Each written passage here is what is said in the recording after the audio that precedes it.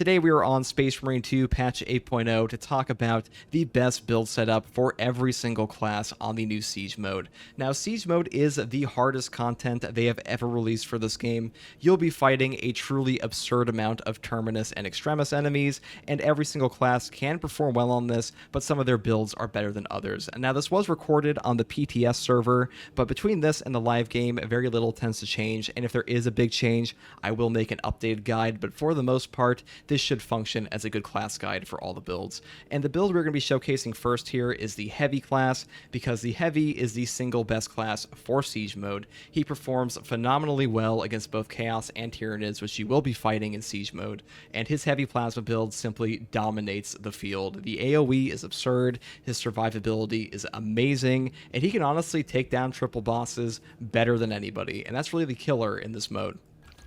So for the Heavy Plasma build, I take the Rate of Fire variant, mainly because ammunition in this mode is less of an issue than it is in Operations, especially with our Prestige perk. Auxiliary Reload, melee kills of Extremis level or higher enemies restore your primary weapon's ammo by 1 magazine. This scales upward the higher you get in the actual waves. You're going to be fighting so many Extremis that by wave 20 or wave 15, you're basically going to have infinite ammo, and really the Heavy Plasma is already pretty damn good at ammo economy when you build it this way, because we do take plasma collection into efficient charge, because while we do effectively have infinite ammo later, we do kind of struggle in the mid game at times. So I just build it this way. I also take heavy velocity for the charge shot increased time, because the charge shots on the Plasma Incinerator do tremendous damage, and really all AoE abilities on the new Siege mode scale up tremendously, mainly because there are just so many damn enemies that if you can hit multiple at once, you're in a good spot. So after I take Efficient Charge, I move down to Adamant Restoration, which is the only ammunition restore in the actual perk tree here, and then we take Heavy Fire for an increased fire rate in our Heavy stance. So this doesn't benefit us that much. I do want to go up into Supercharged Shot for increased charge shot damage, and then we want to get Heavy Immunity. While in Heavy stance, you do not lose control from heavy hits. This perk is one of the only ways to get us no knockback in this entire tree. The only other way to do this on the Heavy class is with the perk Indomitable Spirit for your gun strikes, and by taking Strategic Stand. And no knockback in this game is so valuable. It will stop you from getting stun locked. It will save you from most things in the game. It will not function for super heavy boss hits, but for the most part, it is super valuable. I pretty much always take it wherever I can. Then we just push into these two perks because we kind of have to. It's all we have left, and that's really all there is for the Heavy Plasma. If you want to take the ammunition variant, you can, but you're kind of a light shot spamming on this. But overall, there are so many enemies in the Siege mode that taking an increased charge rate is just far more important, in my opinion. Some people like the Multi-Melta. Multi-Melta is still really good, but you have to build more for it, and it also functions worse against bosses. That's why I think the Heavy Plasma is superior here. Now, as far as our secondary goes, I do take the Heavy Bolt Pistol. I think this perk, I think this pistol pairs very well with the Heavy class and its Heavy Plasma Incinerator. If you want to take the Plasma Pistol, you can, because the AoE gun strikes on this are super valuable against all of the hordes in this mode, but Heavy Bolt Pistol benefits from headshots where the Plasma weapons do not. It's also pretty good at things like Zoanthropes that might be struggling to take out with a Heavy Plasma, and overall, I do think the Heavy Bolt Pistol is quite valuable, but I have used both of these, and they both function tremendously well. These are the perk tree setups for both. If you want to take one, it's really up to you, but that's just my opinion on these two pistols. And as far as the Inferno and Bolt Pistol are concerned, these ones are not remotely as good as these two. As far as the perk tree is concerned, we will be taking Restoration here first. Killing 7 enemies in rapid succession restores 1 armor segment. Cooldown is 15 seconds. Now, armor restores don't sound that good initially when you play this game, but when you realize that any amount of armor will reduce an incoming melee hit to 0 damage, even against bosses, you start to realize that drip-fed armor in this game is actually very valuable. And also, having a drip feed on a 15-second cooldown, because you will be rapidly killing 7 enemies constantly, is really good to keep proccing Conviction, which is when your armor is fully depleted. You take 25% less health damage for 10 seconds, so you can constantly get your armor back, get your damage reduction, get your armor back, and it makes it a lot easier to survive overall. And we combine this with the Fortitude perk here for an health increase of 30%. You become incredibly tanky on the Heavy class, and the way that health works in Space Marine 2 is the lower your total HP is, the higher your base damage resist goes up. So if you have a higher base base HP. Your effective HP at like 25% health is that much more. And when you combine that with like a conviction perk and your restoration perk, you are just wildly tanky on a class that is like almost all range damage. And speaking of range damage, I take Overwhelming Power next. When Iron Halo is active, all squad members within 10 meters deal 10% more range damage. Not only does this benefit your team, this also lets you hit some extra breakpoints on your heavy plasma at times, especially against Majoras, and it's really helpful overall. And the next perk that is super helpful, and what I think is the best team perk in this whole tree, is Encompassing Aegis. All squad members take 25% less range damage. This is such a good perk, such an underrated perk, really. 25% less range damage, like flat out, stacks with all of your other team perks, or excuse me, all of your other teams perks that reduce their range damage, like scrambled targeting, and it's just such a good way to keep your survivability up on your whole team. This is also like some of the chunkiest damage reduction you're gonna be able to get to classes like the assault class that might otherwise struggle, and a lot of people like Bond of Brotherhood. Reviving a squad member restores them to full health. This perk is far better in the operations than it is in the actual siege mode, mainly because in siege mode on the max difficulty setting, you do not get a mortal wound back on healing pass with like a stim when you take a down, and Bonds of Brotherhood is also not super beneficial just because it is really hard to get teammates up at times in general in siege mode, and you do still have like the recovery or the respawn timer on siege mode. They don't just like kick you out if you die in a wave, you can still come back. So Bonds of Brotherhood, I think this is a highly overrated perk, especially for siege mode. I wouldn't really take this. Same thing with additional supplies. Ammunition is not a huge problem in siege mode, and really Encompassing Aegis helps your whole team stay alive longer, and also helps your best players stay alive that much longer too. Next perk I take here is Consecutive Execution. Killing 7 enemies in rapid succession restores equipment charge. Cooldown is 90 seconds.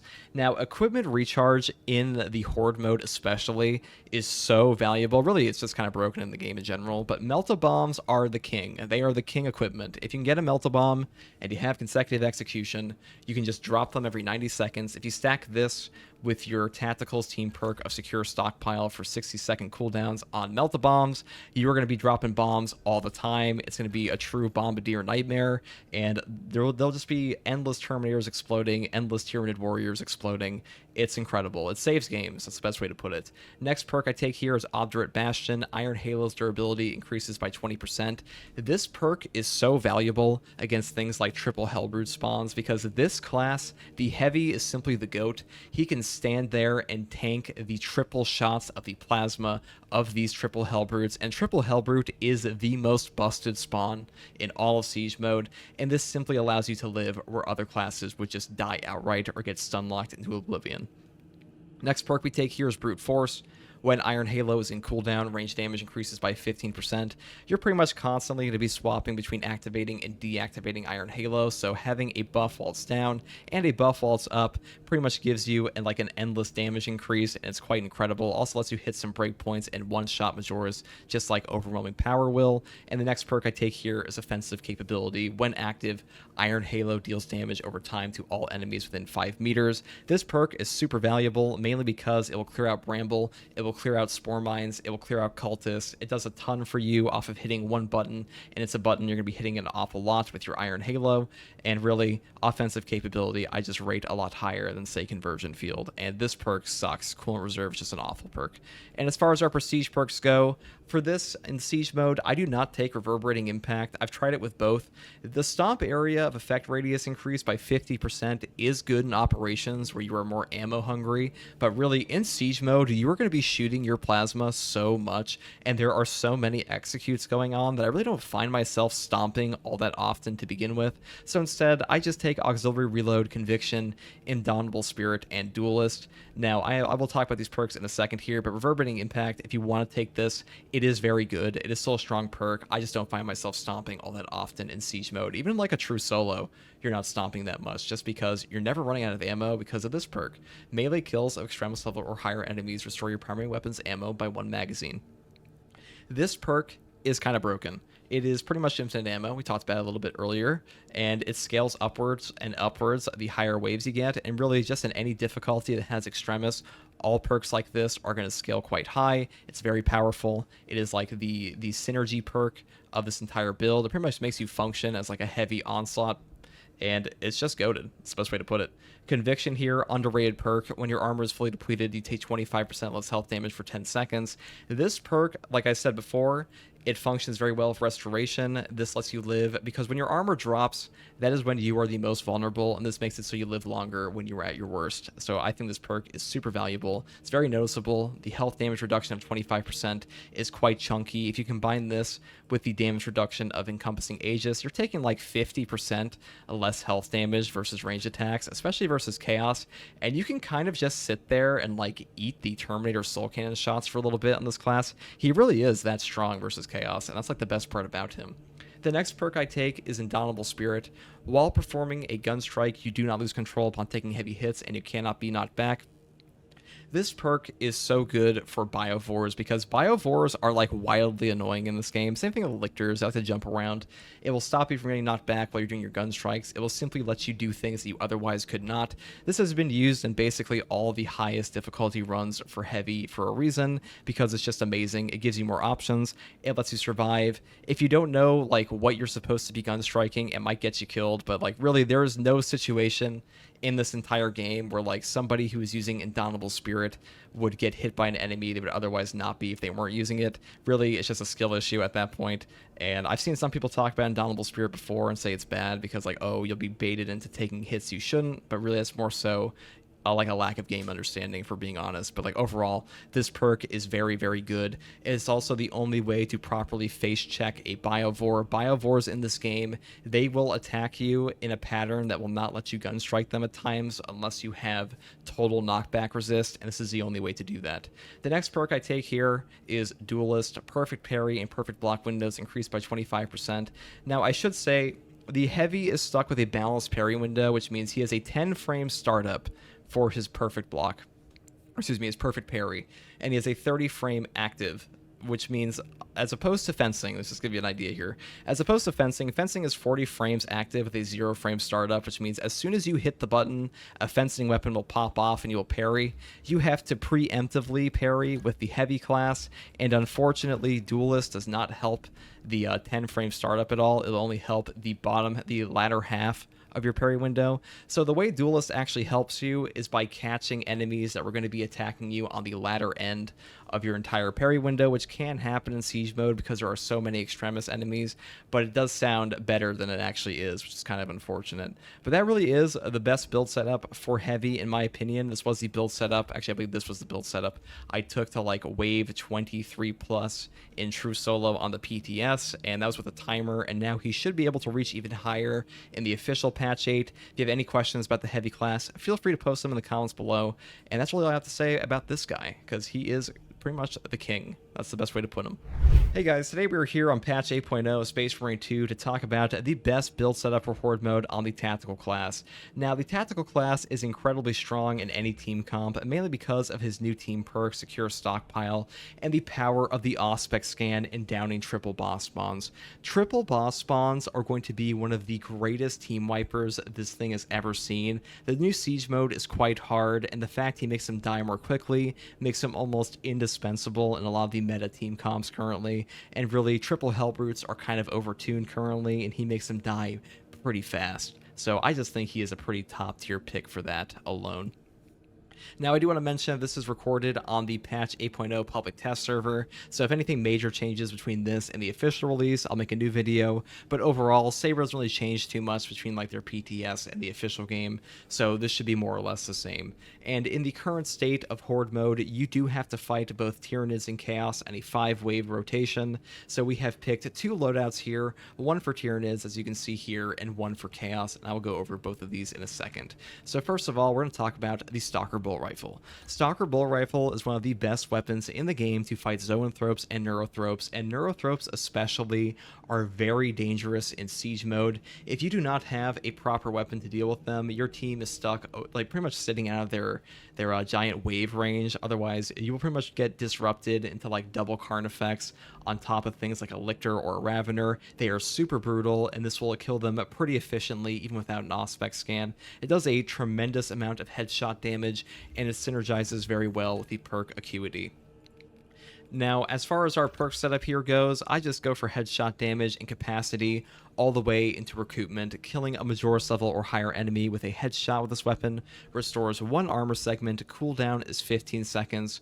Now, the tactical class is a little squishier in siege mode than he is in operations, mainly because in siege mode the game is just significantly harder than operations, and he can't nuke down literally everything like he can in operations, so having a bit of armor restore is just super valuable to him here.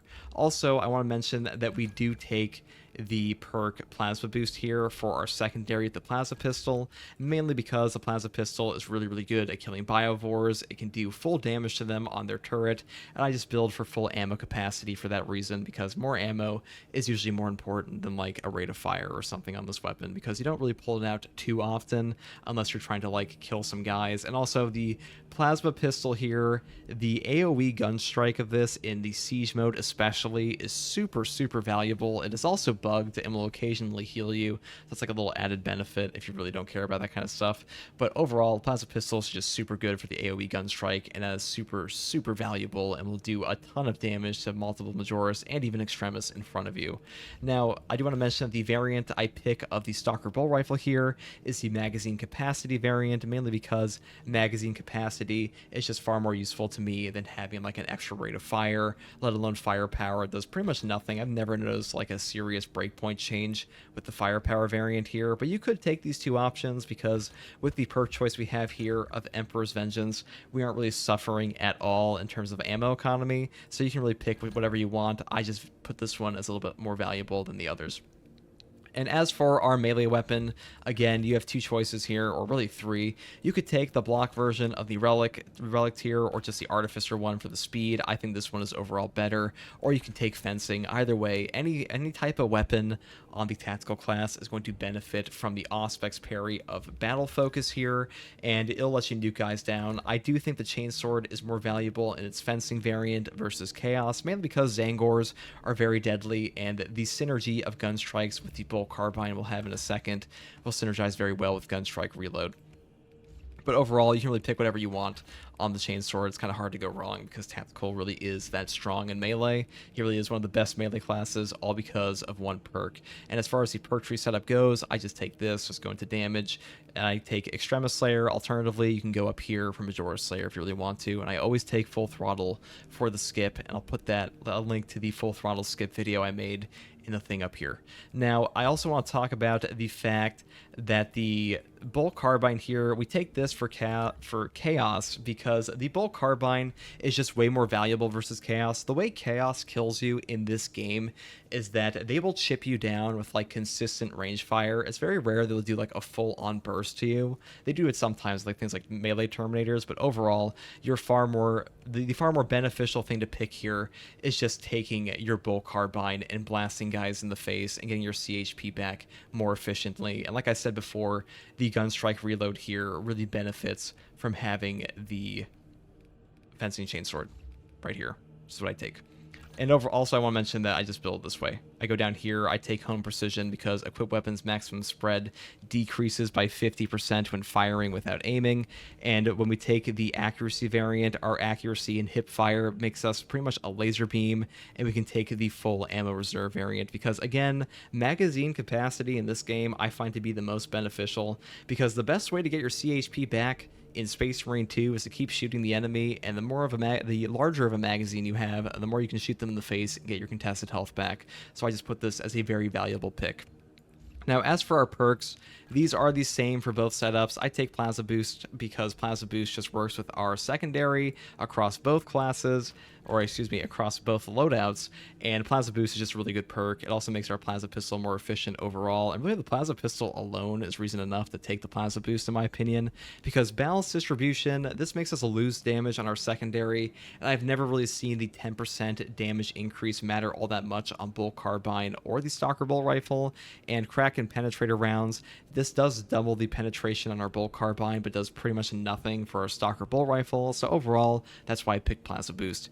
Heightened Vigor is the next perk I took. After a perfectly timed parry, block, or dodge, you deal 10% more melee and gun strike damage. You do not lose control upon taking heavy hits, and you cannot be knocked back for 10 seconds. No knockback in this game will save you from things like Lictor Slaps, lets you get gun strikes off, lets you get like a melee attack in and shoot other guys. It's just super valuable. This is one of the best versions of this perk in the entire game, so I pretty much always pick this. Same thing with Emperor's Vengeance. This is just more ammo. Super famous perk. Most people already know what this does. You just kill a Majora's level or higher enemy, and you get your primary weapon's ammo back by 1 magazine every 30 seconds. Super incredible perk. Now, the Secure Stockpile Team perk. Equipment charge is restored by 1 for all squad members. Cooldown is 60 seconds. This is a new perk. This perk is honestly kind of broken. I'm not sure if they're going to keep it 60 seconds for the official release of the patch 8.0, but even if this perk is like 90 seconds or even 2 minutes, it is still an incredible perk because that is a 2 minute, 1 minute, 30 seconds, 60 second multi-bomb, whatever it may be, and melta-bombs are OP in the siege mode currently because there are just so many enemies, and this will stack on top of whatever equipment charge or equipment recharge your teammates already have. Super goated perk, absolutely god tier, always take this. And the next perk here is Vital Data. Scanning an Extremis or Terminus level enemy restores Auspex scan charge by 50%. There are so many Terminus and Extremis enemies in the siege mode of this game that this is just proccing all the time. I don't think this is that valuable in operations, but in the siege mode, super, super valuable pick. Same thing with Battle Focus, probably like one of the best perks, top 2 perk in the whole game. A perfectly timed parry or block. It gives the parried enemy a mark from Auspex scan. Combine that with Concentrated Fire to give us the additional 120% damage, and we are just blasting anybody that would dare fight us. As far as the signature perk goes, Radiating Impact is like the no-brainer here because a melee finisher deals additional significant area of effect damage in a 10-meter radius. Cooldown is 90 seconds. There are so many enemies in siege mode that sometimes you will kill like 4 Extremis at once with this perk, and this also deals tremendous boss damage. Pretty much a goated perk, and really Marked for Death is super not valuable in the siege mode just because of how many enemies there are. As far as the prestige perks go, pretty simple pick. I just take Acuity for more headshot damage. Yeah, it's almost a no-brainer. It's like the best perk in this whole tree. Then I would take Resilience for Medicae Stims, restoring us 40% more health. And then I would take Fortitude, and I would take Spare Power or Skill Supplier, depending on what you want. Mainly because it is easier for us to get back ammo boxes or ability charge by ammo box because we can actually buy ammo boxes in the siege mode. Second Look does nothing for us with Concentrated Fire because you never miss a Concentrated Fire. It just puts an area on the ground for your Auspex scan. So really this does absolutely nothing for us. Skilled Supplier, good perk. Just overall, we don't really struggle for ammo with Emperor's Vengeance to begin with, but if you want to take this and then pick something less ammo efficient like Emperor's Judgment for automatic recharge or reloads, you certainly can.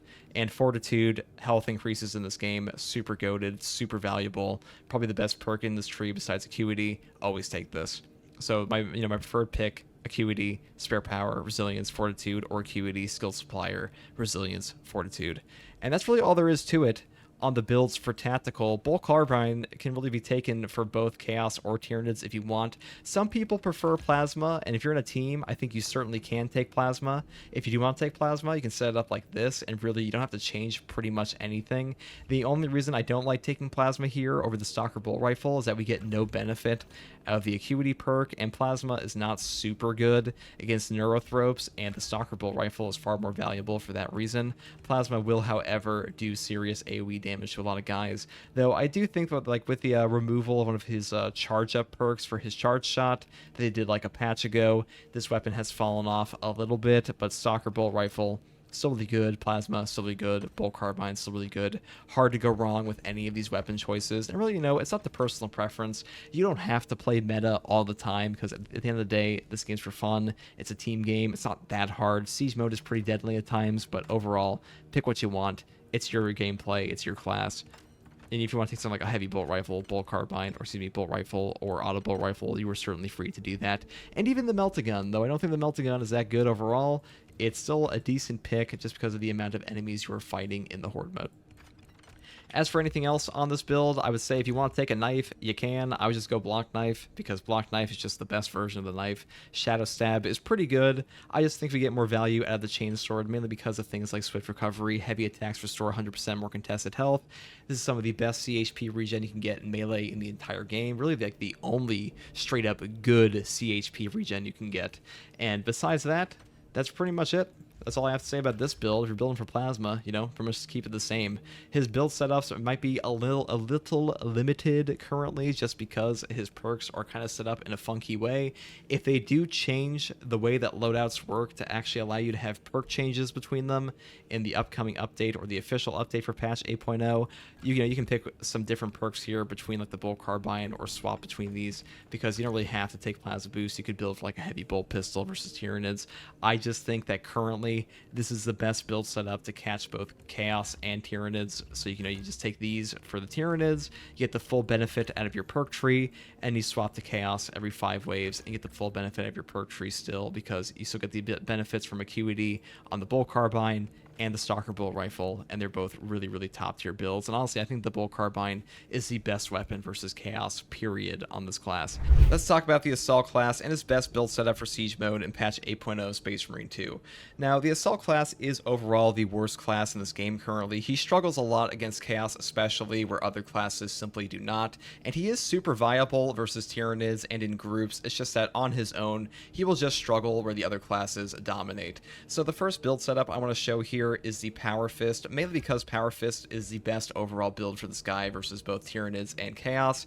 And the reason I take the Balanced Relic tier here is because the Strength 12 here on the Power Fist will hit the breakpoints on most Majoris when we stack it with the Overcharge on our Thrust Jab. Because really, the way you use the Power Fist in this game is you kind of have to sit there with the long-range Falco Punch and just one-shot guys and corner camp. And it's kind of boring, but it is the best playstyle for this guy in terms of getting to the highest waves by himself. Pretty much all the runs that have pushed past like wave 15 on this guy have been utilizing the Power Fist for that reason. And the way I set it up here is utilizing Perpetual Strength. Melee damage increases by 5%, pretty self-explanatory. Then we go into Heavy Preparation. Heavy attack preparation time is reduced by 30%. Applies to the following attacks: Thrust Jab, Back Fist, Hammer Hook, Back Fist 2, Thrust Jab 2. All of our charge attacks on the Power Fist are our strongest attacks, so this is pretty much a mandatory perk in my opinion. Then we just go up here into Perpetual Strength, and Perpetual Strength, more damage is always good. Then we take Focused Intention. When your health is below 30%, you take 50% less health damage while preparing heavy attacks.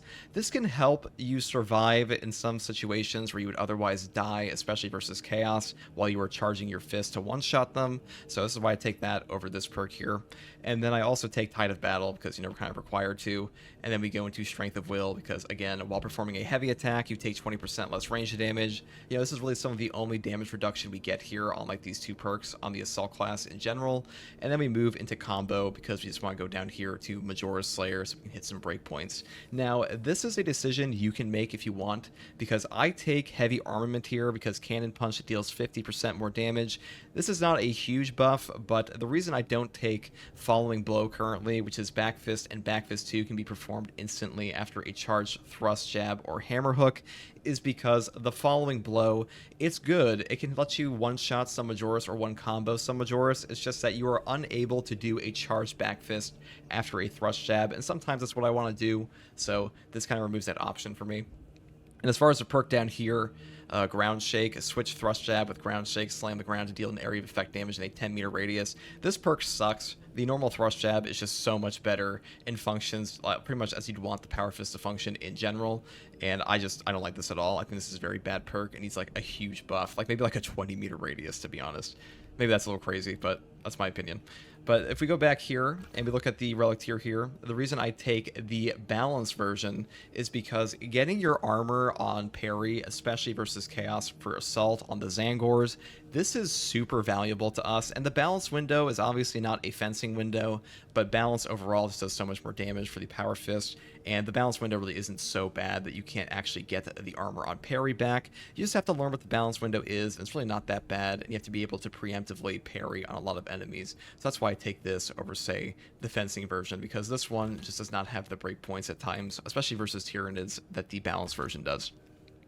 Alternatively, you can take the Artificer block version. This one is very strong for pure damage, but you do lose out on some of that survivability that you have with the Relictor balance version, mainly because you lose out on the armor on parry for Zangors, and that is, again, pretty valuable. This is why I decided to use this. It just functions better. Now, as far as our secondary goes, I take the Plasma Pistol because, again, the AoE gun strikes on the Plasma Pistol are super meta currently. There are so many enemies in Siege mode that the Plasma Pistol can just AoE gun strike down, like, entire groups, and that is super, super valuable to us, and I pretty much just build for ammo efficiency because, unfortunately, the Assault class has basically 0 ammo recovery perks at the moment, so if you run out of ammo on this thing, you are pretty much forced to buy more ammunition in the store, or you're just out of luck, and that's pretty unfortunate. So that's why we always take ammo variants on this, and the Plasma Pistol is also some pretty good boss damage and pretty good Biovore damage, so overall, I just think this is pretty meta. If you want to take Heavy Bolt Pistol, you can. These are probably the 2 best options for him overall, and I just decided to take Plasma here today. So for the perk tree setup we have here, I have taken Overcharge. Damage from charged melee attacks increases by 25%. This perk lets us hit the breakpoints on our Balanced Fist with Thrust Jab. It lets us one-shot Majoris on both Chaos and Tyranids. Really good perk, really good boss damage. Power Fist really slaps with this on. Unfortunately, we lose out on Armor Reinforcement, and you cannot change your perk loadout between factions, so you're kind of stuck just using like charge attacks the entire time. Hopefully they change that one day, but for now, you know, you can only build one way. And the next perk I take here is Consecutive Execution. Killing 7 enemies in rapid succession restores equipment charge by 1. Cooldown is 90 seconds. I have taken both Auxiliary Arsenal here for the 20% bonus range damage and Consecutive Execution for true solos on Assault, and I just find the Melt-A-Bomb spam is like mandatory to properly remove some of the Terminators by yourself. I will say, if you want to take this perk and you have like a tactical on your team that has secure stockpile, you can definitely do that. And this perk is very good. It's just that equipment recharge in this game saves games in general, and Melt-A-Bombs are simply the meta currently for Siege mode. Next perk I take here is Knowledge of the Enemy. Melee damage increases by 15% against Majoris and Extremis level enemies, and really this just helps us hit the breakpoints like I mentioned previously on top of Overcharge. Pretty self-explanatory. And the next thing I take here is Proven Efficiency. All squad members deal 30% more gun strike damage. We are using a Balanced Fist. We are playing the Assault class. Gun strikes are less valuable versus Chaos than they are Tyranids, but 30% more on a Plasma Pistol, especially with the AoE of the gun strike, is super valuable to us, so I pretty much always take this perk. If you're using the block variant of the Power Fist, you can take Strategic Strikes. It's not a bad perk whatsoever. It's just that I prefer Proven Efficiency when we're using the balanced version. Next perk I take here is Precision Strike. Ground Pound deals 100% more damage, but its radius is reduced by 50%. This is probably like the only good perk in this line here. Smiting Angel isn't horrific. It's just that Hammer of Wrath is like completely replaced by things like your Adrenaline Boost now for no knockback, and getting the 100% bonus damage lets you just one-shot certain enemies, especially on the Thunder Hammer, and when you stack it with like Zealous Blow and a Thunder Hammer or a Power Fist, even at times like you're not going to have such a low radius with a 50% reduction that you can't actually like one-shot most guys or get your perks back, or excuse me, your ability to recharge back. But the next thing I take here for this build is Wings of Flame. A jump pack dash damages enemies along its trajectory and always works as a perfect dodge when dodging an attack. Wings of Flame is like mandatory in my opinion, or damn near mandatory, because this is how you can deal damage or significant damage to a lot of the bosses in Siege mode. Triple boss spawns are pretty brutal, especially things like triple Carnifex. A Assault class can actually go through multiple Carnifexes at once with this, and when you stack that with the Aerial Grace here for a 30% increased damage, you get even more damage off constantly operating with Wings of Flame, and the damage of Wings of Flame is kind of absurd. Like, when you go through enemies, it does quite a bit of damage, and you can, like, minorly chunk bosses over time, and you can definitely, like, bring down a Carnifex purely through your dodge, which is pretty incredible. And obviously, we're going to be taking Commitment perk here, because a perfect time dodge using a jump pack dash restores jump pack's ability charge by 1, or, you know, whatever it is. You can actually get multiple recharges off of this perk if you go through multiple enemies, which is pretty funny. But overall, Wings of Flame is just the meta currently, because there are just so many enemies in Siege mode that sometimes getting out of the way of things like a Hellbrute Hammer and getting your gun strike off from a distance is just the way to go. I think Wings of Flame is super underrated for a long time, and now it is pretty damn meta, especially with how many enemies there are in the current version of Siege mode. As far as our prestige perks go here, adrenaline boost for no knockback. This is pretty mandatory. No knockback just lets you get off things you otherwise could not. It gives you more options and it will save your life in a lot of cases. Same thing with fortitude here. Health increases in this game are super, super strong. Again, I've mentioned it multiple times, but the way that health functions in Space Marine 2 is that the lower your HP gets, the higher your damage resistance gets. So the higher your overall HP is, the better your effective HP will be at those lower HP levels. Hopefully that makes sense to you. But so pretty much lower HP you have, more damage resist. If you have more HP total, that your lower HP is going to be worth more than somebody else's. So scramble targeting, if you are surrounded by 5 or more enemies, you take 20% less damage from range attacks. This is the perk I decided to take over Unyielding Oath, mainly because they added this perk in patch 8, and I think this perk is actually pretty trash at the moment, mainly because you don't become invulnerable immediately when you go up. So if you have like a soul cannon shooting at you, you kind of have to go up there and then charge your ground pound. That's just not as valuable as like a instantaneous invulnerability on like your jetpack launch, and sometimes this perk bugs out and doesn't work at all. And overall, I've just found scramble targeting to be far more noticeable in damage reduction than this perk ever was, so that's why I decided to take this, especially versus chaos. And the prerequisite here of 5 or more enemies surrounding you is pretty much happening 24/7 in the siege mode of this game because there are just so many damn enemies, so that's why we take scramble targeting. Next here, I take practice aim because more range damage. This is just pretty meta here, and commendation's pretty shit. The same thing with Duelist. Duelist just doesn't give us as much value once you know how the parry windows work in this game as, say, these other 5 perks here do, or I should say the other 4. And as far as some other options go, I want to show a bit of a Thunderhammer build here for a second. Now, Thunderhammer has the largest base radius for your ground pound, and because of that, it functions really well with the perk Zealous Blow. A ground pound kill restores jump packs charged by 10%. This perk can stack over and over and over for every individual enemy you hit, and you can get multiple jump pack charges back off of a single ground pound. And because of the radius increase of the Thunderhammer overall, we can still take Precision Strike and not really lose out on any potential recharge, especially in siege mode, because there are just so many enemies that like half the time you're landing on like 20 guys anyways, and you're gonna get at least 1 ground pound charge back, and more often than not, you'll get 2. I also take Pride and Duty here because we're not using a Wings of Flame build, so Aerial Grace is a little less useful for us, and the 25% bonus damage on ground pound is really good here, and you're constantly doing finishers in this game. Anyways, I do still take the Commitment perk because this just gives us more options. There are some times where a jump pack dash is the only way to survive, and this just allows us to do that. As far as the actual perk setup for the Thunderhammer goes, I would say for the variants first, take the Balanced Artificer version or the Relic Tier Block version. The reason that the balanced version speed does not matter that much is because speed on this weapon does not affect the charge rate of your aftershock and doesn't do anything for your ground pound, and really this weapon is more of like a ground pound spam tool than anything on the assault class. You don't actually attack that much with the actual Thunderhammer, you're landing on enemies way too much, so the balanced version hits the breakpoints we want while we also retain things like gun strike damage. But if you do want to take the block version, I would kind of avoid the fencing version overall, because even the balanced version on the Relic Tier with its 3 speed hits breakpoints that the fencing version simply does not, and I think the Balanced Artificer version is just the best of both worlds. That's just my opinion on the Thunderhammer here. As far as the perk setup goes, I take Perpetual Strength into Aftershock Improved, or excuse me, Fast Preparation. Aftershock preparation time is reduced by 30%. Aftershock is like the best actual attack on this thing anyways. This is pretty mandatory in my opinion. Then I like to go up here into Extremis Slayer and then Reclamation. Now I will say that Reclamation, the bonus contested health recovery from this, I believe it does not function on Aftershock Improved. It only functions on the normal Aftershock, which is kind of unfortunate. But like that second smash doesn't actually give you any bonus contested health. And really, the CHP recovery on this weapon is kind of broken anyways, but we just go here because Extremis Slayer can let us hit some breakpoints we otherwise could not.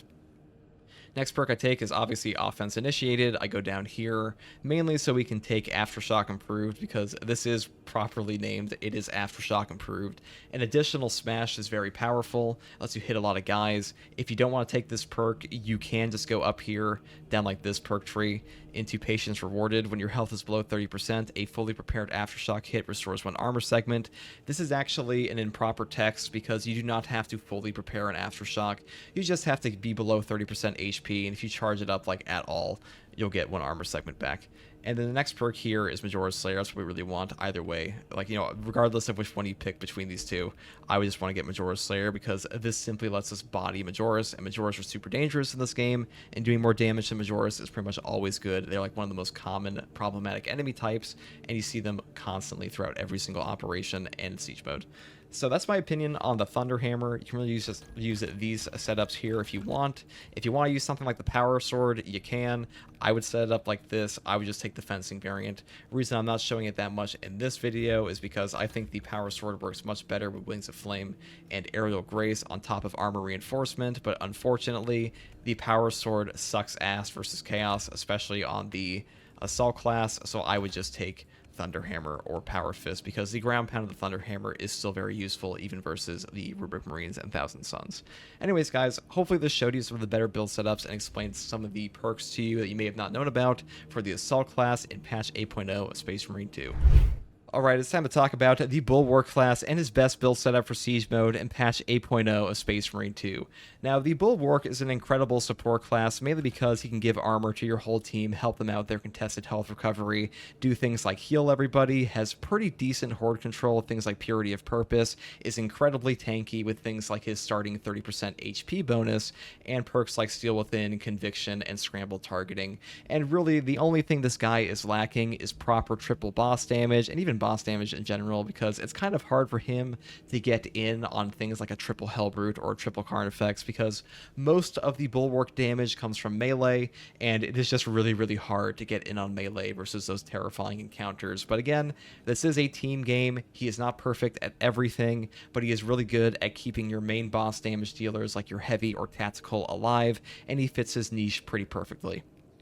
Now, for the build setup I'm going to show here today, I will be using the Power Sword with the fencing variant. I know a lot of people like the fencing weapons in this game. It is by far the most popular option, so I figured I'd showcase a fencing variant of this build. And really, I think the Power Sword is not only the best fencing weapon, but also the best Power Sword variant is utilizing the fencing defense option. Now, the perk tree setup we have here is utilizing Armored Strength first. If you have armor remaining, melee damage increases by 10%. It is really easy to keep up your armor on the Bulwark class, mainly because he has all these armor recovery perks that we'll go into shortly, and really he just has a ton of damage mitigation in general. And this also takes us into Master of Offense, which is after switching sword combat style, you deal 20% more melee damage for 5 seconds. Cooldown is 10 seconds. This is a pretty strong melee buff, and it's pretty easy to pull off. It's unfortunate that the cooldown is 10 seconds, but overall, 20% for 5 seconds is like 2 Power Rakes, and Power Rake is the strongest attack on the Power Sword, and this is very easy to pull off with our combat styles change, especially when you do like a little dodge change, which I will show at some point, like a different video, or maybe I'll link it up here. Now, the next perk we take here, Perpetual Strength, pretty simple. Melee damage increases by 5%. Then we take it again here.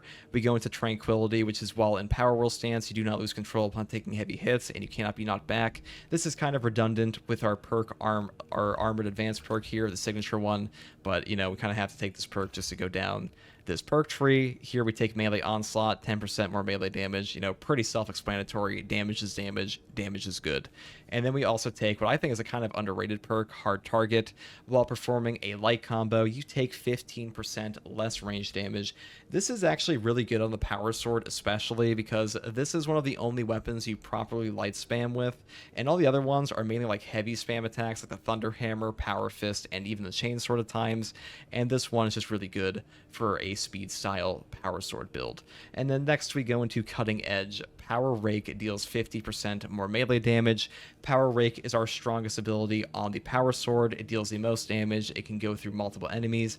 It did recently get buffed in like the last month or two, and overall it's a very powerful option. I think this is kind of like a mandatory perk because the perk up here, Reeling Blow, enemies hit by Power Rake deal 40% less damage for 8 seconds, and the cooldown is 15 seconds. It's just significantly worse. We lose out on damage, and killing the enemy is far better than like a cooldown based mitigation of damage that only lasts for like 8 seconds. Now, next we take Extremis Slayer here. This is just 15% increased Extremis damage, pretty self-explanatory. And then I go up into Majora's Slayer, and then I go up here again into the Terminus Slayer, just because we do not need Minora's Slayer, because this does not hit any proper breakpoints, and really the Power Sword is good on its own at killing Minora's enemies. And really, in the Siege mode especially, Minora's enemies on like the Tyranids, they just die all the time because there are just so many warriors and so many Extremis Synapse bursts, and I just don't think this is necessary whatsoever. Now next I take Power Restoration. Power style attacks restore 100% more contested health. If you don't want to take this, you can take the speed style one. Either way, I just take these because that's our final perk. And the perk here for Fencing Blade, upping our combo from 4 to 5, is kind of pointless. I have never even gotten off like a 5-strike combo, because usually you're going to be interrupted by something by that point. Pretty terrible perk. And Kill Streak just gives us no knockback, and that's redundant with our Armored Advanced perk. Now, as far as our Plasma Pistol setup goes here, the reason we take Plasma Pistol into Siege mode is because the gun strikes on this weapon are very, very powerful, and there are just so many damn enemies in Siege mode that the AoE of the gun strikes is super, super beneficial. It actually does a tremendous amount of damage, even to bosses at times, so I pretty much always take Plasma. If you want to take Heavy Bolt Pistol, you certainly can. I think this is the second best option. I would set it up like this, and I think the Neo Volkite and Bolt Pistol especially have kind of fallen off in this game. They could use a buff. Hopefully they get one in the official patch release, but that's my opinion on these two weapons for now. And as far as the Plasma Pistol setup goes here, I would say just take ammo efficiency. Ammo efficiency, always important, especially on a class like this, where this is our only ranged option, and having no ammo on your only ranged option kind of sucks. Granted, in Siege mode, it is easier to get back your ammunition than it is in operations, but still, I just go this way because the other options, they just don't benefit us that much. I just take the ammo capacity variant. And as far as our perk tree is concerned, I have decided to take Intimidating Aura here. A perfectly timed parry deals area of effect damage within a 5-meter radius. Cooldown is 5 seconds. This perk allows us to one-tap combo, parry, gun strike any Majoris in the game, and deal significant Extremis damage. It has been changed a bit over time. Now it no longer functions on bosses, and it does function on perfect block as well as perfect parry, even though the text here does not say that. Hopefully they update that in the official patch 8 release, because we are recording this on the PTS server, but 9 times out of 10, the official patch 8 and the PTS final rendition is exactly the same. Now, Conviction, when your armor is fully depleted, you take 25% less health damage for 10 seconds, is another option if you want to take that over this, but overall, I think this perk is just far more valuable. Same thing here with Scramble Targeting. If you are surrounded by 5 or more enemies, you take 25% less damage from range attacks.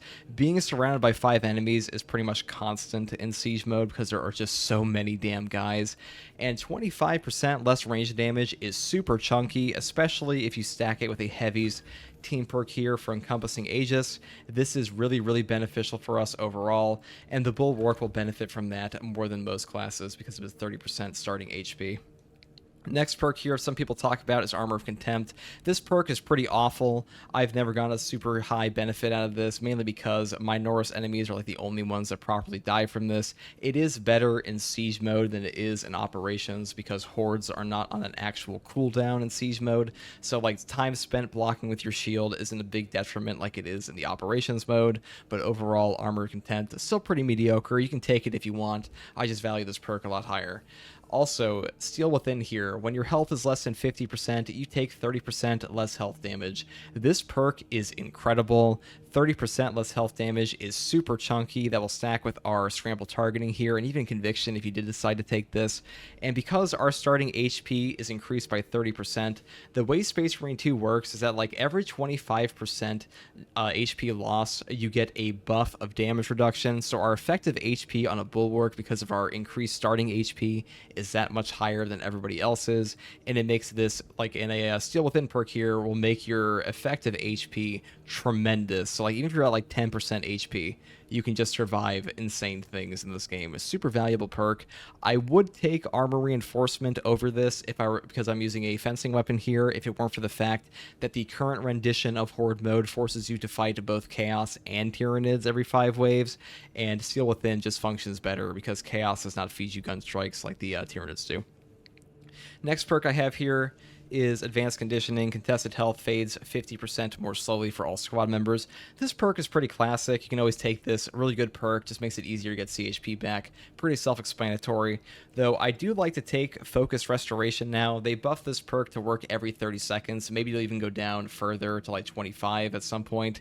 But really, this perk is quite strong at the moment. All squad members automatically restore 1 armor segment during like every 30 seconds here. And 1 armor might not sound like a lot, but it comes out to like hundreds of armor potentially in like really long siege mode games. And also just the way the siege mode perks work, or I should say the melee enemies in this game work, is that if you take any melee damage in Space Marine 2, you will take 0 health damage as long as you have any armor remaining, including bosses. So Focus Restoration, super good at helping your teammates survive and come in very clutch for people at times. I really think this perk is quite underrated at the moment. Next perk here is Purity of Purpose. The banner deals damage over time to enemies in its area of effect, and this perk is just a shock grenade on your banner. I value this very highly. I think it is far better than Rapid Regeneration because losing out on banner time sucks, because really armor is better as a drip fed mechanic than it is like a super fast regen for the most part. Sometimes you could benefit from like a faster speed, but losing out on duration, it kind of sucks. Really, I think this should just say the banner restores armor 300% faster, because that's still a choice between these two. Like, that's how you make them equal in my opinion, but I digress. Point is, Purity of Purpose is amazing. This perk here, Focus Strength, sucks, so don't even worry about it.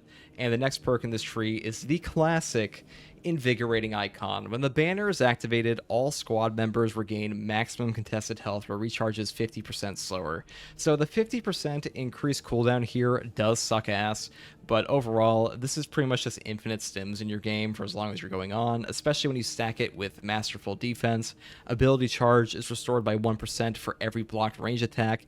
This is super good, and since we're taking Invigorating Icon, this is just endless stims for us, and if you block like a Soul Cannon or something, you're gonna get your stuff back so fast and just spam out these banners. I will say, Invigorating Icon can be kind of unfun at times because you don't get to put down as many banners. So if you don't like this, you can take a Glorious Shield here, which I do prefer, but overall, Invigorating Icon is the best perk in this tree. Next perk I would take here is Merciless Resolve. After a Shield Bash or Thunderhammer Pommel Smash, melee damage increases by a little chunky 15%. You do not lose control upon taking heavy hits, and you cannot be knocked back for 10 seconds. This perk is very good because Shield Bash is very easy to pull off, though I will say that the 10-second duration of this will not reset on another instance of Shield Bash. You have to wait for the full 10 seconds to end, and then you can reapply it. So if you don't like that, you don't have to take this, but overall, it's a very strong perk. I should also mention that Rejuvenating Effect, unlike Operations, is very good in Siege mode, because there are times where you are unable to get back an incapacitated squad member because there are simply too many enemies in the area to revive them. Like, sometimes you get like 4 lictors on you. It's insane. So Rejuvenating Effect, pretty good in this mode. Much, much better than it is in Operations. Signature perk I take is Armored Advance. If you have armor remaining, you do not lose control upon taking heavy hits, and you cannot be knocked back. This is just no knockback, and no knockback in this game is OP. I pretty much always take this. You can also take Emergency Countermeasures. This is also very good. And then, but at that point, you're kind of dependent on a perk like this for knockback resist, so I just take this instead. As far as our prestige perks go, I take Auxiliary Reload. Melee kills of Extremis level or higher enemies restore your secondary weapons ammo by 1 magazine. This is a very easy way to basically have infinite ammo. I do still take the ammo variant of the Plasma Pistol, like I said previously, because there are times where, especially in the early game, that this will not benefit you, or I should say Auxiliary Reload is not proccing as often because there's just fewer Extremis, but overall, this scales up and up as the game gets more difficult. You can take Resilience here if you want, but since we're taking Invigorating Icon, we really don't have to. Overcharge, charged attack damage increases by 20%. This perk does function with the Power Sword's Power Rake. Pretty much anything you hold your button down for on a melee weapon, this will count for, so Overcharge is pretty excellent. I always take this. Same thing with Powerful Shot. More range damage, 20% is super beefy, and then we take Masterful Defense because this perk's OP. Now, Standard Bearer, this perk sucks. Like 2 seconds of invulnerability on your banner. It sounds good until you realize that like your banner is pretty much already super safe, and you have to pretty much be in a nightmare scenario for this to ever work in like any decent way. And you are not putting down banners remotely as fast as say like a sniper is cloaking himself as something like where is it? The Emperor's Grace here, because this one procs all the time. The Bulwark's banner is only up occasionally, especially if we're using something like Invigorating Icon where we're holding it. And the perk down here, Emboldened Stand, this is just no knockback in your banner. This perk sucks. This perk is so bad. I don't know what the fuck they're thinking with this perk, to be honest. No knockback in a banner. Like, getting knocked back in a banner just, like, does not matter that often because you have so much armor regen already. And most classes in this game already have a tremendous amount of knockback resist, so this perk is pretty ass. So overall, for this build, I would take Auxiliary Reload, Overcharge, Powerful Shot, and Masterful Defense. I think that's a meta setup. If you are not taking Invigorating Icon, if you want to use something different like Glorious Shield, I would then take Resilience instead of something like Masterful Defense, because Masterful Defense isn't as, well, you know, actually I might swap it out for Overcharge, because this perk just lets you span banners. Pretty meta. Anyways, that's all for perks here. As far as the Bulwark is concerned for like alternative weapon options, the Thunder Hammer sucks in Siege mode because you'll pretty much just die to Chaos. Like, this weapon is just not good versus Chaos, period. It is currently the weakest weapon in the game for melee. It's kind of unfortunate because the Thunder Hammer is really fun. If you want to use it, you can. I just wouldn't really recommend it unless it lets you pick between Chaos and Tyranids in the official patch. As far as Power Fist is concerned, Power Fist is very strong, especially the balanced one, because the balanced one still hits all breakpoints on things like Rubric Marines, even for the... Actually, I'm not sure if that's true for the Bulwark, but I know it's true for the Assault class. But overall, the Power Fist, especially the Relic block Power Fist, or excuse me, the Artificer block with its 13 strength and adrenaline charges, can do severe damage to enemies. And if you really want to swap into what I think is like a meta build setup for this, I would just take the Artificer block Chainsword, like I believe I mentioned previously, or the Relic Chainsword here for block. And those are probably the best options. You want to take the fencing version, you can, but overall fencing is just better on the Power Sword. Anyways, guys, that is the best build setup, in my opinion, for the Bulwark class on Siege mode. He does have quite a few options. He is very strong. I will say some of his perks need a pretty significant buff, like Focus Strength and Effective Formation, but overall, he is very good for Siege mode. He's a great support. He may struggle versus boss damage and lacks, like, serious burst damage, but he is damn strong, and hopefully this build guide helped you. Now, as far as perks go for Sniper, this class is exceptional at surviving, dishing out major AoE damage with 30-second melt-a-bombs, and dealing massive boss damage with his block knife, which is unfortunately his best boss damage in the game, is currently linked to his melee. But the perks we take are Melee Mastery. Melee damage increases by 20% against Majora's level and higher enemies. Again, melee is our primary damage against bosses on this class. It is his best cleave. It is his best single target damage. It does a tremendous amount, especially when we combine it with things like Tactical Ambush out of our cloak using Emperor's Grace and Purification, which we'll get into shortly. Now, the next perk I would take here is Adaptability. Reloading while having low ammo or manually activating Camo Cloak increases melee damage by 25% for 10 seconds. 10 seconds is a long time in this game. 25% is a pretty chunky buff. This just means we burst down bosses that much faster, and sometimes you are like the only class that can properly save an entire group from a Neurothrope on the ground or things like that, because you're the only guy that can get in because you have the Purification Emperor's Grace Cloak combo. And then next we take Iron Grip. Weapon spread and recoil are reduced by 20%, and range damage against Terminus level enemies is increased by 15% for both Sniper Rifles and Stalker Bolt Rifles. I do primarily take a Stalker Bolt Rifle on this class alongside maybe a Bolt Carbine for Chaos, but overall I just think the Stalker Bolt Rifle performs the best, and we'll get into that more in a bit, but for now this is the perk I take. Now, as far as team perks go, these two don't even exist to me. It is just the squad renewal here. A headshot kill restores ability charge by 10% for any squad member. This perk is so fundamental to this class properly functioning that I really think these other two need a massive buff if they ever want to get even close to this, and this also benefits your teammates because ability charge in this game, or I should say ability recharge, is not super common. It's pretty common on this class, but like it's pretty hard to find for some of the other ones, and this is just an exceptional perk for everybody, and especially you. Now, Purification. Manually activating Camo Cloak removes negative status effects and restores all contested health. This is probably the best perk in this entire tree. Alongside the squad renewal, this perk just says you get to live. It is if honestly kind of overpowered, maybe not overpowered, but it is fundamental to how this class functions. In fact, these other two perks need such a massive buff to ever get even close to what Purification can do for you. This one will let you survive and save HP from like using a stim on attacks that another class will just take all of their contested health for, and there's really nothing they can do about it, but you can just hit Q, you're gone, and if you properly manage your cloak, you're pretty much never going to die with this class. Now, here on the gear tree, some people like Guardian Protocol. This perk isn't very good, mainly because you have to give up your damaging perks here with Targeted Shot and Tactical Ambush. And we do take Tactical Ambush here, which is the first melee attack that breaks Camo Cloak, deals 150% more damage. This is just your primary boss damage on this class, especially against Hellbrutes. Really, the only thing this class is really good at killing with his gun is a Neurothrope and like maybe a Carnifex if it like decides to park its head right in front of you to blast away with a Stalker Bolt Rifle or maybe like a Last Fusel or Bolt Carbine.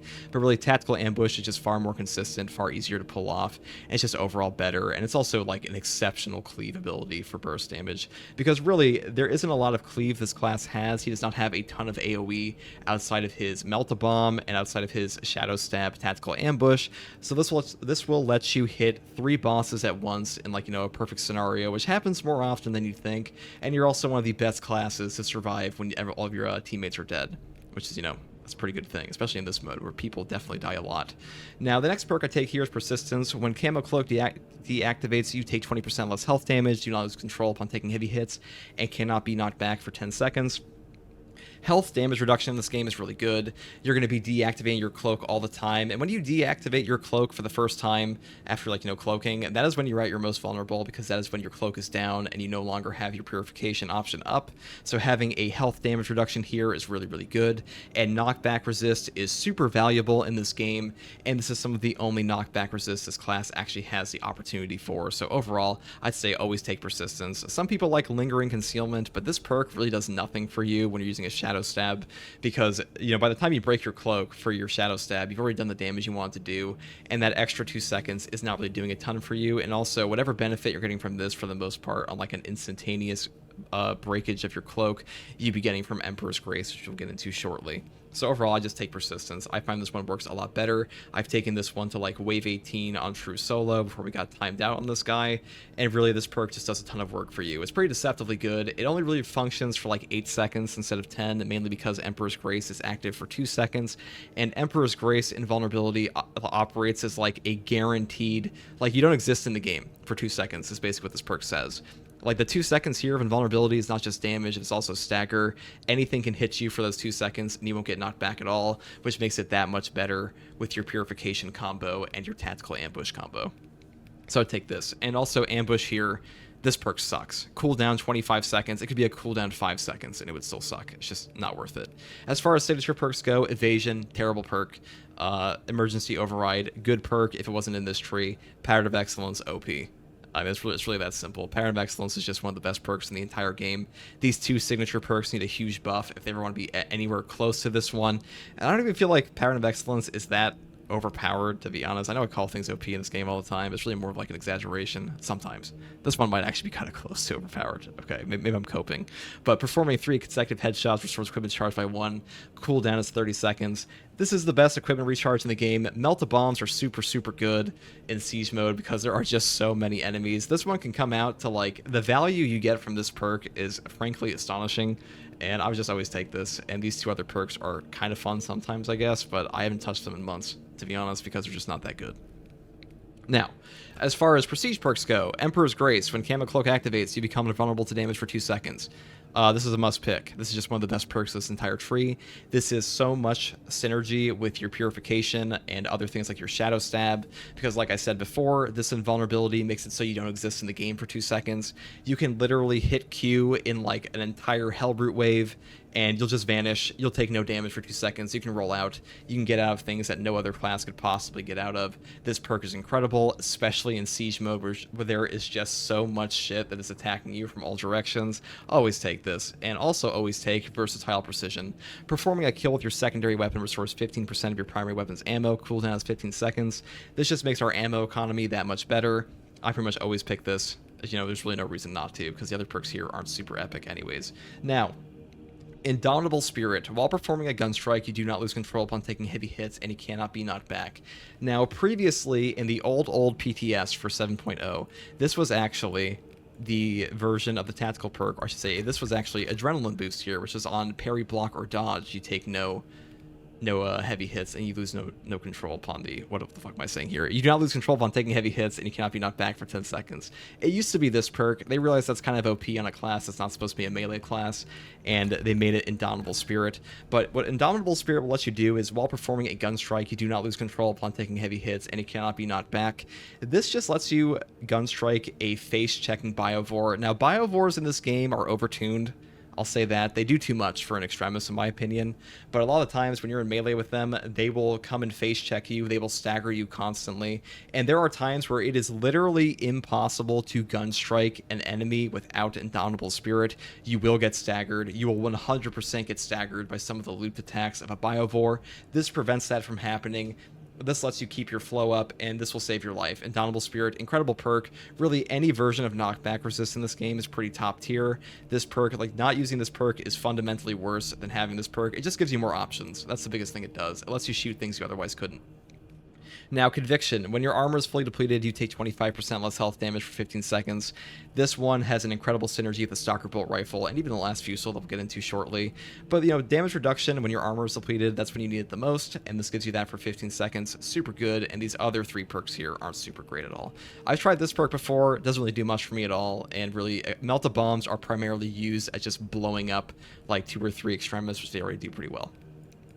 Now, as far as weapons go, I say the best weapon for him overall is the Stalker Bolt Rifle, mainly because in Siege mode, you have to fight both Chaos and Tyranids, and this gun performs well against both of them without changing your perk loadouts, because unfortunately, you cannot change your perk loadout between loadouts, which I think really needs to be changed, but until that is changed at all, this is just the case for this game, that you have to pick one gun, and you have to build for, like, one type of gun, and if you want to build for, like, a last Fusel, you have to build into lethal efficiency if you want to get, like, the full, you know, ammo efficiency out of it. And really, this gun is not super ammo efficient, even with that perk at times.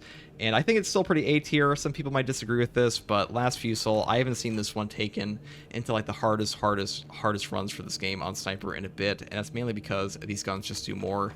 And as far as my perk setup goes, or the variant I pick, some people like Rate of Fire, but I just take the ammo capacity version, mainly because the magazine capacity being 18, having a higher magazine capacity on this gun is really, really important, because that lets you keep getting your contested HP back, and lets you put out more damage overall, and, like, you know, because you're not always going to be consistently shooting your Rate of Fire variant from, like, one spot. You're going to be moving around all the time. So this magazine capacity version lets you get off more shots before you have to reload, and reloading does take a bit of time on this gun.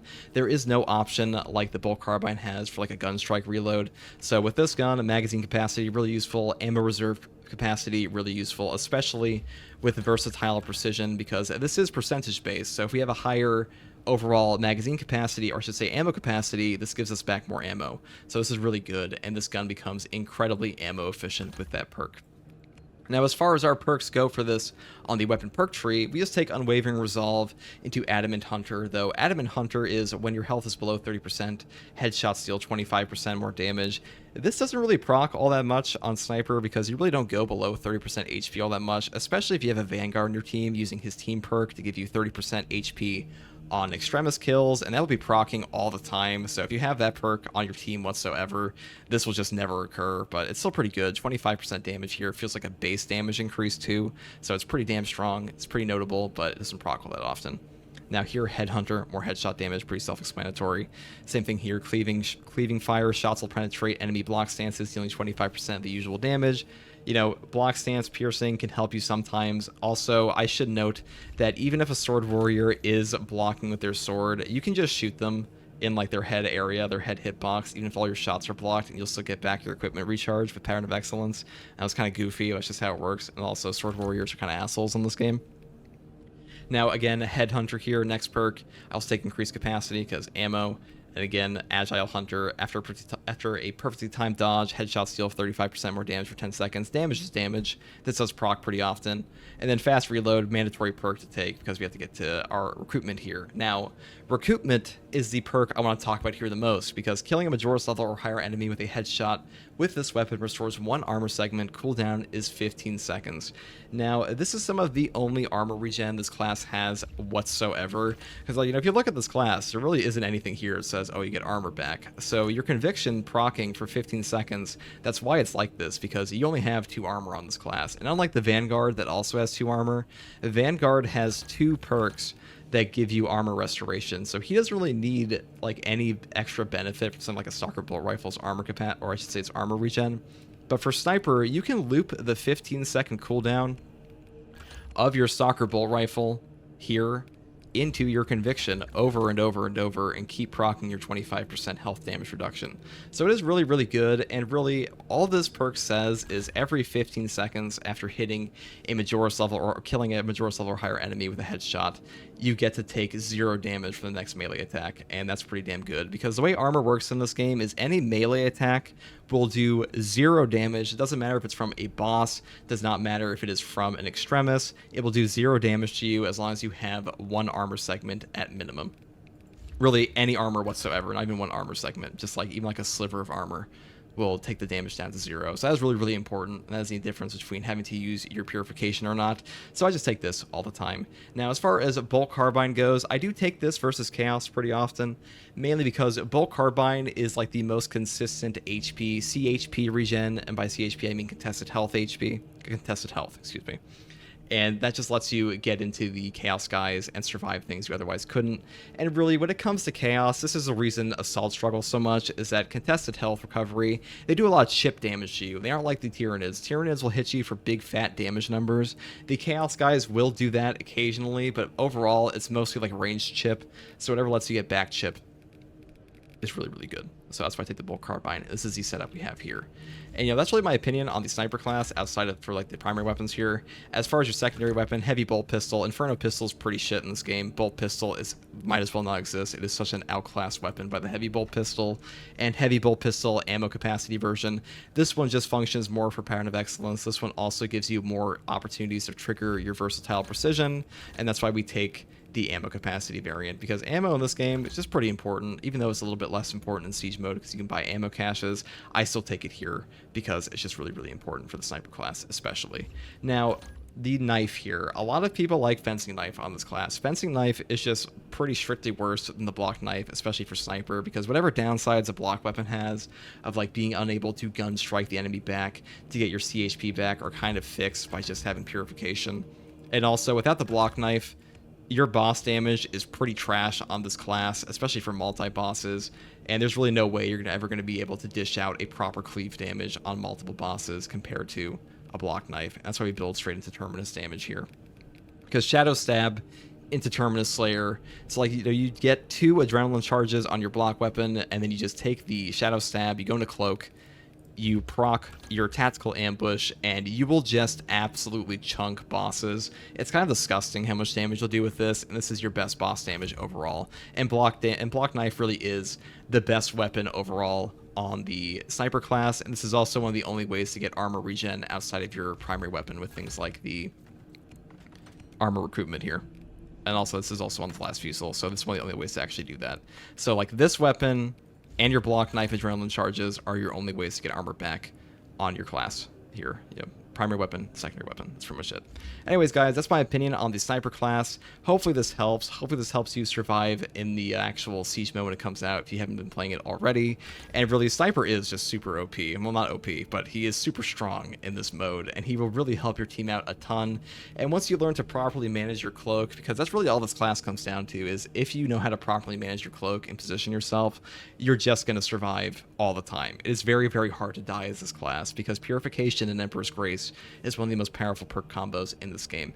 Anyways, if you like content like this, let me know in the comments below. If you like other perk combos or you want to see me use a different build setup, you can also post that in the comments below. I do read the comments for the most part. I have had my opinion changed on some things overall, but usually my opinions in this game just come from my personal experience playing in the true solo for this, and I just try to take what I think is best, and I've tried a lot of the perk combo setups in this game. I just find this one took me the highest ways possible. This one does the most for your team overall, because you survive, you can get people up still, you don't even need Guardian Protocol, and you can also do a ton of boss damage. You can also blow up hordes. You pretty much just do it all yourself.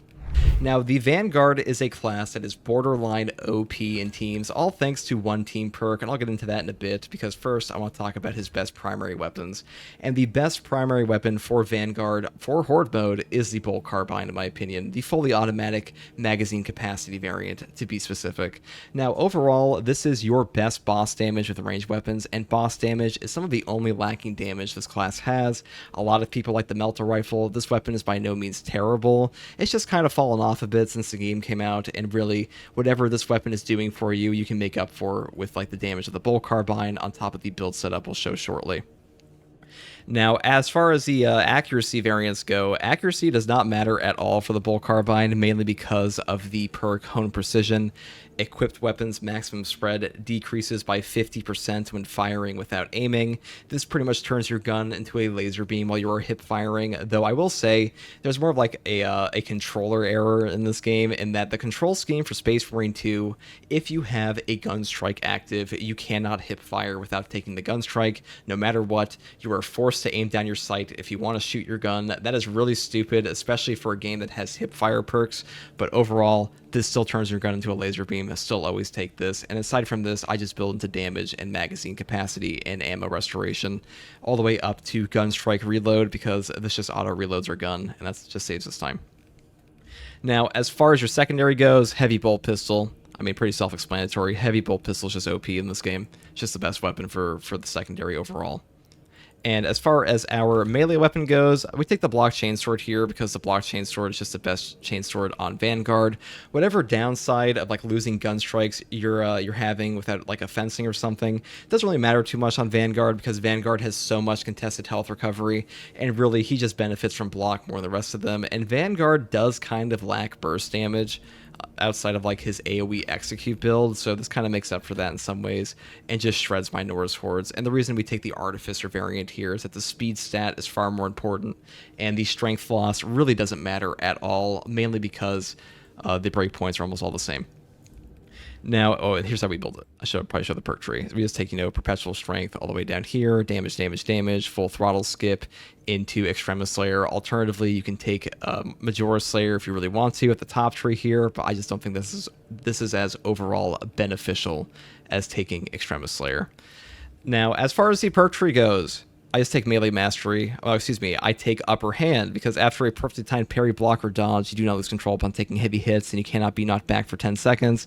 Knockback resist is super, super valuable in this game. This is one of the best perks for this. All the best melee classes have this perk. Well, actually, really, all the melee classes have this perk at this point for a reason, because it just lets you live in situations you'd otherwise die. As far as the next core perk tree I take, it would be here with the Conviction perk. When your armor is fully depleted, you take 25% less health damage for 10 seconds. This is a really, really good perk, super underrated, especially on a class like Vanguard that has so much armor restoration. You're pretty much drip-fed your Conviction procs constantly, and it lowers your overall damage taken throughout the game by a tremendous amount. Some people like Duelist, perfect parry, and perfect block windows increased by 50%. This one really doesn't help you that much, I'm going to be honest, because the parry windows in this game are very, very generous. Even on block, it's still like a 0 frame startup, 20 active frame parry. That is a huge amount of time, and a 50% increase to that will let you hit them more if you don't understand the windows, but like once you actually know how to parry in this game, it does nothing for you pretty much. And then close combat focus, you take 20% less range damage. This is a good perk. Unfortunately, in Horde mode currently, you cannot change your perk loadouts, so overall Conviction benefits you more versus both Chaos and Tyranids. And here I would take Consecutive Execution. Killing 7 enemies in rapid succession restores equipment charge by 1. Cooldown is 90 seconds. Melt-a-Bomb spam is OP. Melt-a-Bomb spam in the Horde mode especially is just... it's the best. It is the best equipment recharge. It is the best option for your equipment, I should say. And it just clears out hordes on loop for the entire game. And Horde mode goes up to like 2-hour matches at times. So a 90-second cooldown over the course of a 2-hour game, that's a lot of melt-a-bombs. And as far as the team perk goes, Unmatched Zeal, this one goes without saying. melee finishers of Extremis or Terminus level enemies additionally restore health by 30% for any squad member. This perk is kind of OP, I'm not gonna lie. Like, for a team, a global heal for every class in a mode that has more Extremis and Terminus, this perk is pretty broken. Like, I don't really know how else to say it. Like, honestly, even if this perk was only like 20%, it would still be one of the best perks in the game for this mode. And overall, these other two need a massive buff if they ever want to approach how useful this is. As far as our gear perk tree goes, I just take Shockwave. Diving Kick additionally deals damage in a 5-meter radius. Very rarely this will put guys into Execute, but overall this will clear things like Bramble, clear things like the little skulls that come at you from Chaos. So it's pretty useful for that. And these other two kind of suck, let's be honest. Except for Restless Fortitude, this one's actually kind of useful at times. 40% less range damage can be useful. The only reason we don't take this here is because it does not proc with the Execute Grapnel build, which is what we'll be using. Now, Zone of Impact, performing a finisher with the Grapnel Launcher deals damage to nearby enemies. This perk does a tremendous amount of damage. This is actually your best boss damage overall if you get a proper loop going. This will actually like chunk boss HP, and really this class lacks boss damage a lot, and like that's one of the reasons he's not like super high as like a solo character, only because in solo he really does struggle with triple bosses where some of the other classes do not. But Zone of Impact, if you get a proper loop on this, it will clear out whole hordes for you. Same thing with Thrill of the Fight. After a perfectly timed parry, block, or dodge, you take 20% less health damage for 5 seconds. Taking less health damage is really useful in this game because the way the Vanguard lives is that he kind of just like slips in and out of combat and like goes from guy to guy, gets his HP back. He doesn't really have a ton of Nova damage. It's like the biggest downside of him, but this will help you survive in between these like little bursts of HP. And then for the signature perk, Tactical Prowess, Grapnel Launcher can activate a finisher not only on incapacitated enemies but also on those who have less than 33% health except Terminus level, and performing a finisher with the Grapnel Launcher restores its charge. I think this is just his best signature at the moment because Adrenaline Rush has kind of fallen off. Not only did it get nerfed, it is also just totally outclassed by this perk now, and really the healing from Unmatched Zeal is just so OP that Adrenaline Rush just like hardly even matters anymore. And then as far as Emperor's Blessing, taking lethal damage restores all armor instead of incapacitating you. Cooldown is 120 seconds. This perk is just pretty buns. Doesn't really do a whole lot for you, and like if you're dying, just getting all your armor back is pretty ass, and a 2-minute cooldown is a long time. Now, Grim Determination, when Grapnel Launcher is in cooldown, weapon damage is increased by 15%. This would be a very good perk if it weren't for the fact that you had to totally expend your grapnel charges for it to actually function. It doesn't matter if you use like one, it has to be in like full cooldown. That's the only reason we don't take this. Same thing with Combat Readiness. Grapnel Launcher recharges 20% faster. You can take this if you really want to, but with this perk combo, we're going to be getting our grapnel back pretty regularly. As far as our prestige perks go, Battlefield Awareness, more damage for our Bolt Carbine, even if your Melta Gun. It goes without saying, one of the best perks for this class. And then Fortitude, health increases by 15%. Again, really, really good perk in this game. Health is super valuable because if you are unaware, in Space Marine 2, the lower your HP gets, the more damage reduction you get fundamentally. So like your damage reduction will go up and up and up the lower your HP goes. Like 30% HP for one class is like, you know, your effective HP goes up beyond like 70% HP that you normally have. And if you have like a total higher amount for your HP, your effective HP goes up that much more. Sorry, that's kind of word salad. I kind of lost myself there, but hopefully you understand what I'm saying. Now, Launch Restoration, using the Grapnel Launcher restores one armor segment. Armor restoration in this game is quite hard to come by, and this is some of the best, and you're going to be using your Grapnel Launcher all the time.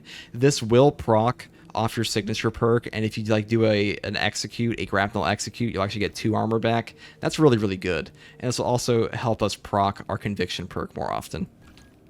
Now, Restoration, killing 7 enemies in rapid succession restores 1 armor segment. Cooldown is 15 seconds. This is also a good perk, slightly worse than Launch Restoration for us, but this is just more drip feeding our conviction. And also, when you have armor in this game, any melee hit will do 0 damage to you, no matter how much armor you have remaining. This also includes bosses. Ranged attacks will still go through, but armor is really valuable for that option.